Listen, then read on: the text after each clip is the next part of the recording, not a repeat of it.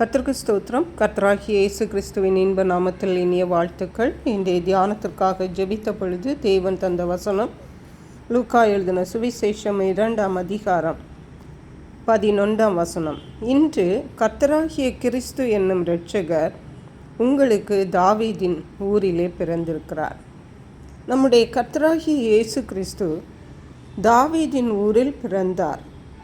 இந்த லூக்கா எழுதின சுவிசேஷம் 2ஆம் அதிகாரம் முதலிலிருந்து வாசிக்கும் பொழுது அங்கே இயேசுவின் தாயாகிய மரியாளும் யோசேப்பும் அவர்கள் 2 பேரும் அங்கே குடிமதிப்பு எழுதும்படியாக நாசரேத்திலிருந்து பெத்லகேமுக்கு போனார்கள். பெத்லகேம் தாவீதின் நகரம்.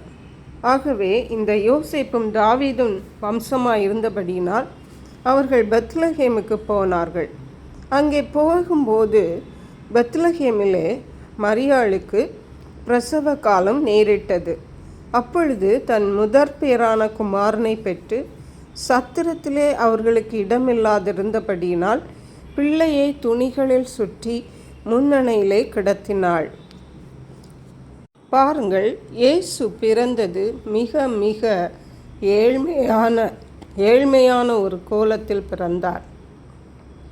அவர் அண்ட சராசரங்களையும் படைத்த தேவனுடைய குமாரன். ஆனால் அவர் தெரிந்தெடுத்த பிறப்பு மிக மிக ஏழ்மையான ஒரு பிறப்பாயிருந்தது. இயேசு பிறந்த பொழுது அங்கே மாட்டுத் தொழுவத்திலே தான் அவருக்கு இடம் கிடைத்தது. சத்திரத்தில் கூட இடம் கிடைக்கவில்லை. ஆகவே மரியாள் பிள்ளையை பெற்று துணிகளில் சுற்றி மாட்டு முன்னணையிலே கிடத்தினாள் என்று பார்க்கிறோம். அப்பொழுது அந்த இடத்திலே நாட்டிலே மேய்ப்பர்கள் வயல்வெளியிலே தங்கி ராத்திரியிலே தங்கள் மந்தையை காத்து கொண்டிருந்தார்கள். அப்பொழுது அவர்களுக்கு ஒரு தேவதூதன் தோன்றி கர்த்தருடைய மகிமை அவர்களை சுற்றிலும் பிரகாசித்தது. அவர்கள் மிகவும் பயந்தார்கள். ஆனால் தேவதூதன் அவர்களை நோக்கி, பயப்படாதிருங்கள், இதோ எல்லா ஜனத்துக்கும் மிகுந்த சந்தோஷத்தை உண்டாக்கும் நற்செய்தியை உங்களுக்கு அறிவிக்கிறேன் என்று சொல்லி, இன்று கர்த்தராகிய கிறிஸ்து என்னும் இரட்சகர் உங்களுக்கு தாவீதின் ஊரில் பிறந்திருக்கிறார். அங்கே பிள்ளையை துணிகளில் சுற்றி முன்னணையிலே கிடத்தி இருக்க காண்பீர்கள், இதுவே அடையாளம் என்றான்.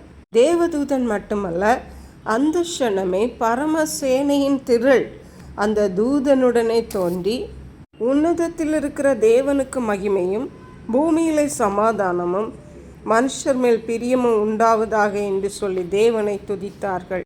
அந்த தேவதூதர்கள் அவர்கள் போன பின்பு மேய்ப்பர்கள் இது உண்மையா என்று பார்க்கிறதற்காக அவர்கள் தீவிரமாய் வந்து மரியாளையும் யோசேப்பையும் முன்னணையிலே கிடத்தி இருக்கிற பிள்ளையையும் கண்டார்கள். அந்த பிள்ளைக்கு தங்களுக்கு சொல்லப்பட்ட எல்லாவற்றையும் அவர்கள் பிரசித்தப்படுத்தினார்கள். மேய்ப்பர்கள் இப்படி இயேசுவை பற்றி சொன்னதை கேட்ட ஜனங்கள் எல்லாரும் ஆச்சரியப்பட்டார்கள். அருமையான கர்த்தருடைய பிள்ளைகளை, இயேசு கிறிஸ்துவின் பிறப்பு நிச்சயமாகவே அது ஒரு விசேஷமான பிறப்பு. அது ஒரு ஆச்சரியமான பிறப்பு.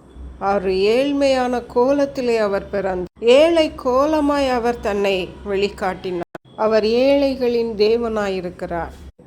இயேசு கிறிஸ்து பிறந்தவுடன் தேவதூதன் தோன்றி மேய்ப்பர்களுக்கு சொல்லுகிறதை பார்க்கிறோம். பரமசேனையின் திரள் வந்து பாடல் பாடி துதிக்கிறதை பார்க்கிறோம். மேய்ப்பர்கள் எல்லா ஜனங்களுக்கும் அறிவிக்கிறதை பார்க்கிறோம். அருமையான கர்த்தருடைய பிள்ளைகள், இயேசு கிறிஸ்து பிறந்ததில் நம்முடைய பங்கு என்ன? நாம் இயேசு கிறிஸ்து பிறந்த நற்செய்தியை மற்றவர்களுக்கு அறிவிக்கிறோமா? நம்முடைய வாழ்க்கையில அவருடைய பிறப்பை பிரதிபலிக்கிறோமா? ஏழை கோலமதாய் பிறந்த இயேசுவை நம்முடைய வாழ்க்கையின் மூலமாக எளிய வாழ்க்கை வாழ்ந்து அவரை பிரதிபலிப்போம். கர்த்தர் இந்த வார்த்தைகளை ஆசீர்வதிப்பாராக. ஜெபி. எங்களை கிருபை நேசித்து பாதுகாத்து வழி நடத்துகிற அன்பின் தகப்பனே, ஆசீர்வதிக்கப்பட்ட இந்த நல்ல நாளுக்காக நன்றி. இயேசு கிறிஸ்துவை போல நாங்களும் எளிய வாழ்க்கை வாழவும், கிறிஸ்துவின் பிறந்த நற்செய்தியை மற்றவர்களுக்கு சொல்லவும் கிருபை தருவீராக. நன்றி பரிசுத்த ஆவியானவரை. துதிகன மகிமை உமக்கே செலுத்துகிறோம். இயேசு கிறிஸ்துவின் நாமத்தில் ஜெபிக்கிறோம் அன்புள்ள பரமபிதாவே, ஆமென். இயேசு கிறிஸ்துவின் சுவிசேஷம் ஒவ்வொருவரையும் சென்றடையும்படியாக இந்த செய்தியை உங்கள் நண்பர்களுக்கு அனுப்பி வைக்குமாறு தாழ்மையுடன் கேட்டுக்கொள்ளுகிறேன். கர்த்தர் தாமே உங்கள் அனைவரையும் அபரிதமாய் ஆசீர்வதிப்பாராக.